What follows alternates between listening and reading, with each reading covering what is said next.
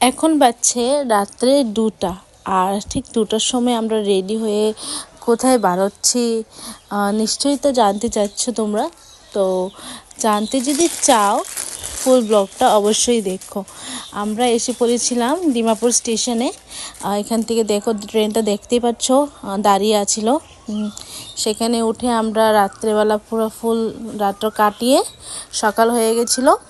তারপরে আমরা নেমে গেলাম সকালে স্টেশন থেকে। আমরা বেরোতে প্রায় 7টা বেজেই গেল, এত তাড়াতাড়ি করে বাট 7টা বেজে গেল।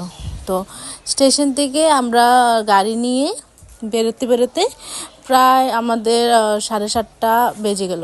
তো সেই যে আমরা ডেস্টিনিটা ছিল সেটা ছিল কামাখ্যা মন্দির। আমরা এখানে ফাইনালি কামাখ্যা মন্দিরে পৌঁছে গেলাম। আর বাকি ব্লগটা দেখার জন্য অবশ্যই পার্ট 2টা দেখো, মিস করো না। Bye bye.